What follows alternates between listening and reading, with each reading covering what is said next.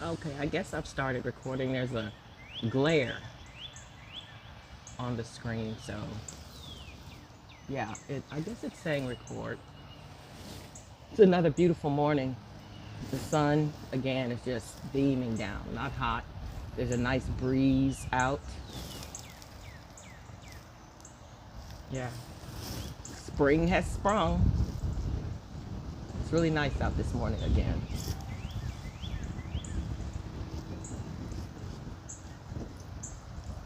I was reading about time. My grandchildren say I Google everything. They say Bibi's not so smart. She just Googles everything. So I tell them smart is not being smart. It's not knowing everything. It's knowing where to find the information when you need it. Huh.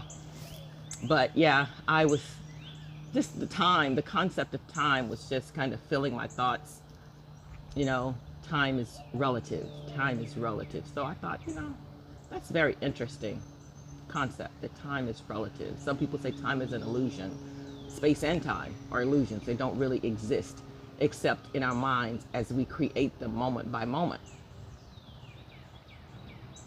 But the paper that I was reading was talking about the physics of time and how different people perceive time differently. Of course, there's a difference between mental time and clock time. But it was talking about the fact that when you get older, time seems to fly by. And that's very, very true. It's very, very true. And when you're younger, it seems that time is going by more slowly and you have all the time in the world to do whatever it is that, you're seeking to do. And that is just so very true because I was in bed this morning struggling to get up, struggling to get up. I told you I'm not a morning person. But of course, it was past my morning moment. But I wake up so many times during the night.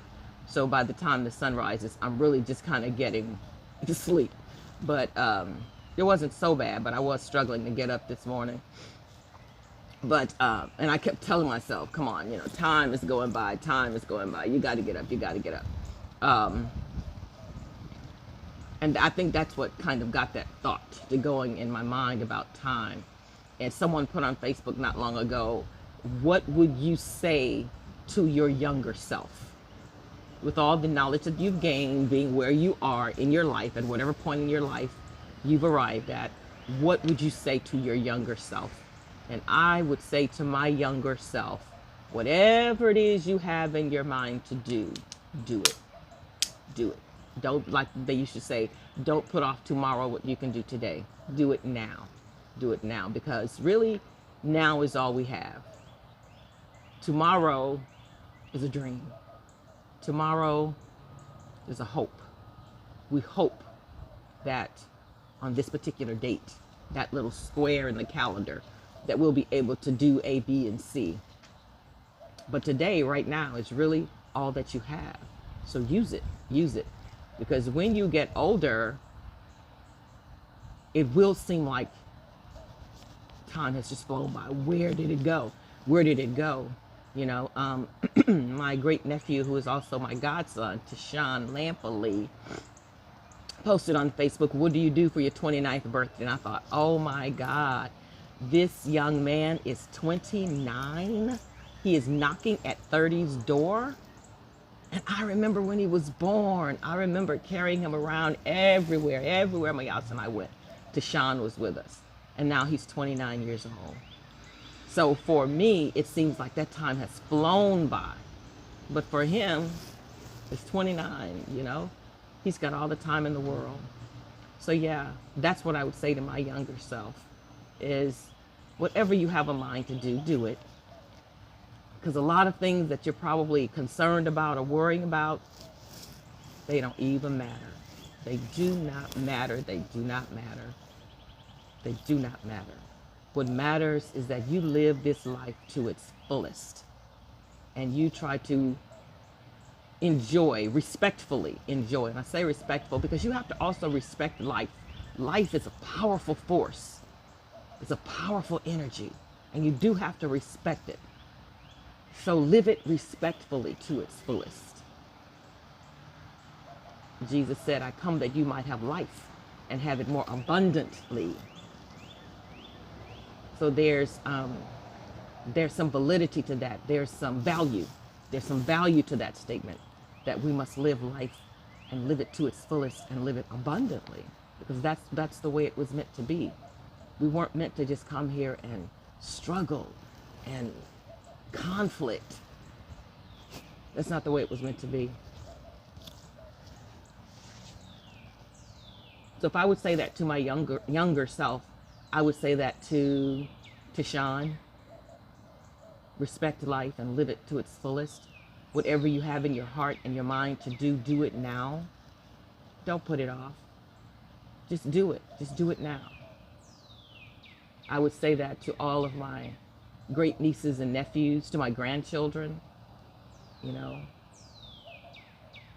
Camellia, I think she's struggling right now with what she wants in life and where she wants to go, and that's normal. She's 15. So that's what she's supposed to be doing. But what I say to her is, okay, do it. You know, let's do it. What do you want to do? What do you want to experience? Let's do it. Let's do it. And Leela as well. That's what I want for them.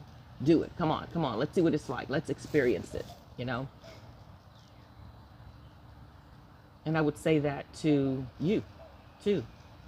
Anybody who happens to stumble upon this video, you too. You got something that is just pulling your insides because you're struggling. You're trying to weigh the pros and the cons. I'm a Virgo. I know what that's all about, honey. We do analyze. We do overanalyze, Stephanie Glaze. I analyze. But at some point, you've got to put the pencil down. At some point, you've got to stop the planning. At some point, you've got to stop the strategizing. And you've got to just get up and do it. And I'm feeling really good right now. And I have actually almost completed my distance. I've almost completed. And I did have everybody in my ear this morning. But I listened to something new this morning. And it was, I don't know if you guys have seen Hairspray. And Jennifer Hudson was in Hairspray. And she played the role of this woman who, because, you know, there was like a duel between, what do you call them, dance shows. And black people were trying to get onto dance shows and be a part of them. And I forget her total story, but she sings this song, and it is such a powerful song. And as a matter of fact, the little girl who sang it at Carver High School when they did Hairspray just moved me to tears. But I was listening to Jennifer Hudson sing it, and her voice she just has such a I don't even know the word for it. I love her voice. And I was listening to that song, and she was talking about the struggles that we've had as African American people, and these young people, they're trying to break down the door to get on this white dance show, and you know, they're not accepted. And she's telling them, you know, this struggle is not new. I've been where you are. I struggle for that same thing, and the struggle is not going to end. We're going to constantly be struggling to do something, to achieve something, to be something. That's our story. But the bottom line is, we know who we are. And when she says that, I know who I am, it's just so powerful. And that's what you have to know. I know who I am. And I know the struggles that we have had as a people. And so I declare, and we have to declare in this moment, that we're going to seize everything that we've been struggling for. Bishop Menelik Kimathi, he's the presiding bishop of the Pan-African Orthodox Christian Church. And he delivered an Easter message yesterday about resurrection.